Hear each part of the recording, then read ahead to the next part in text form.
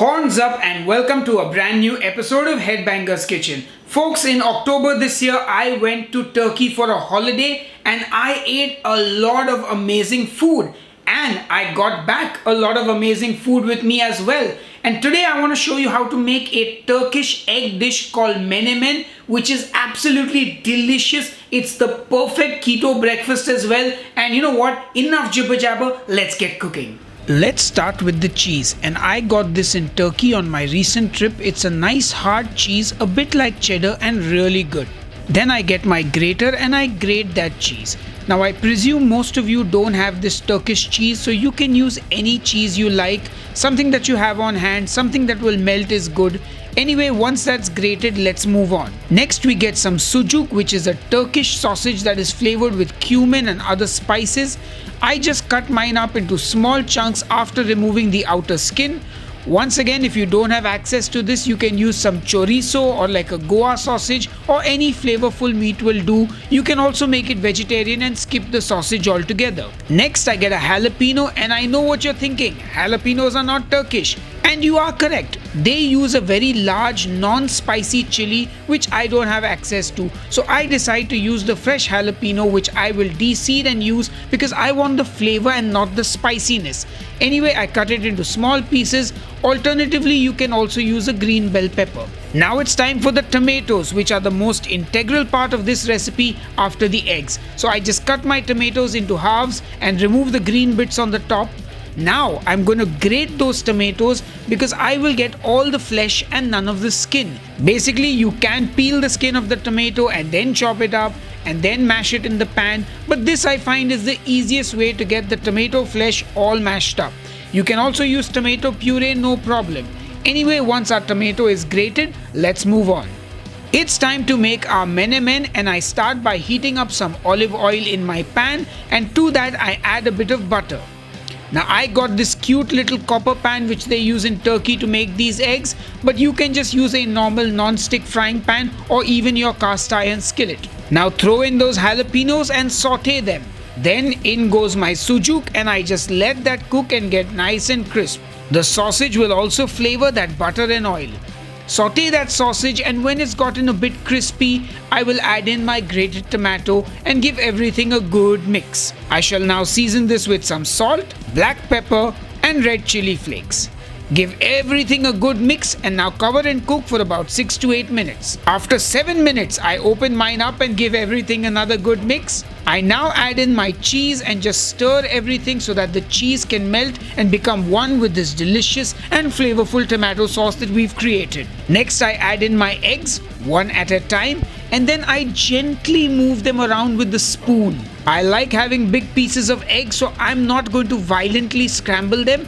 Like a gentle lover, slowly move them around, let that yolk break and ooze out a bit, and once you have ribbons of yolk and white across the pan, cover it and let it cook for a minute or two so that the eggs can set. Now I open it up and give it a proper scramble because it is scrambled eggs after all. To finish, I layer with a bit more cheese on top, very nicely in the center, some fresh parsley and a few more chili flakes. Now I turn off the heat and cover it for a minute or so the cheese can melt. After a minute, it's done and ready. Now that, ladies and gentlemen, is our menemen, which is a Turkish scrambled egg dish. I don't call this authentic or traditional, I call this the Headbanger's Kitchen version. Hopefully my Turkish friends can tell me if I did a good job or not. Anyway, now we magically visit the professional black slate, and that is one good looking egg dish. Eat it with your favorite bread, or if you're on keto, you can just use a spoon. Anyway, speaking of spoons, it's time for me to dig mine into those eggs, just so you guys can see how cheesy and delicious they are. And just look at that cheese pull. Anyway, that looks pretty delicious, so how about I stop the jibber jabber and get to the tasting. Alright folks, it's time to taste the menemen, and look who's back in the kitchen to help me with the tasting. Hi Deeps.